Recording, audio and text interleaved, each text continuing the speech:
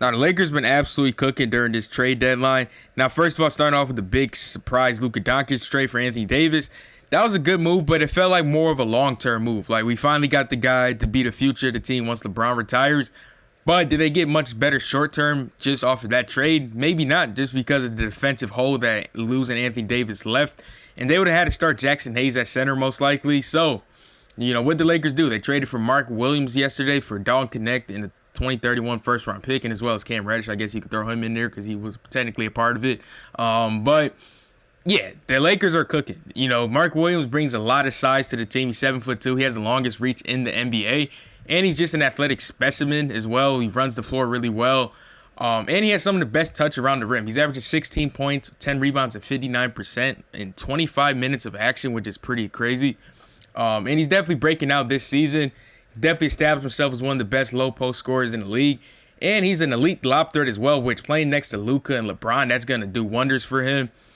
So the Lakers finally got size in the inside. It sucks that Anthony Davis can't, play with this because that's what he wanted to. But hey, sometimes you ask for something, you get traded for it. But yeah, and again, the Lakers, they got better short term right now, I think, because you're going to have a lineup of Luka Doncic, Austin Reeves, LeBron James, Dorian Finney-Smith, and Mark Williams.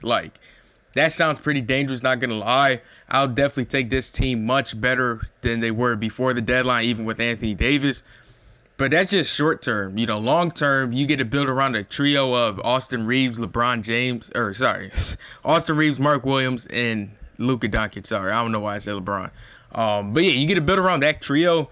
Mark Williams is only 23, Austin Reeves is 26, and Luka's only 25. So you get to have those three for the next decade and just build wings around them. Jared Vanderbilt is also only 26 years old. So the Lakers are absolutely cooking right now. They got better short term, and they also got significantly better long term. They finally, for the first time in the LeBron era, have stability after LeBron retires. So Rob Pelinka's cooking. He deserves his flowers. This was one of the most impactful trade deadlines in Lakers history, if you ask me. So yeah, we'll see what happens though with the Lakers. Personally, I don't think they okay, I will say this. I'm not gonna say I don't think they win a championship. If I had to give my prediction right now, I'd say no.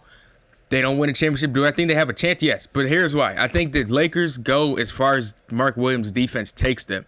What I mean by that is if Mark Williams could be the defensive anchor that we saw him in Duke, or we saw him in his first couple years in Charlotte, then I think the Lakers could easily go all the way. But the Lakers still, their defensive lineup scares me a lot.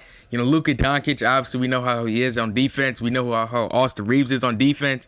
Shoot, most of us know how LeBron James is on defense at this point of his career. He's not a great defender.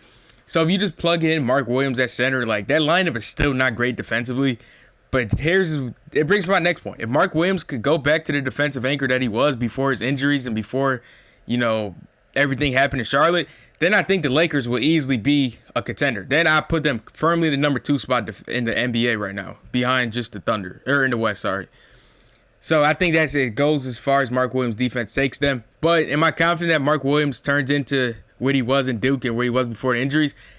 It's to be determined, honestly, because, defensively he hasn't been great this season at all. He's been using his size, but he still gets cooked in the paint a little bit. And yeah, despite being that big, it's crazy. But yeah, Mark Williams still has a lot of potential defensively. And I think a lot of it also has to do with him playing for the Hornets. You look at the Hornets, they have no defenders on their team. It's literally just 5 bums out there on defense, outside of Mark Williams, of course.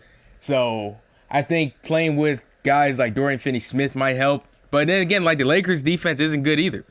But I think JJ Redick, LeBron, they're good motivators. So maybe we'll see a defensive leap from Mark Williams. And that's going to be what the Lakers are 1,000% going to need heading into the postseason. But yeah, let me know what y'all think it is down below. And yeah, thanks for watching.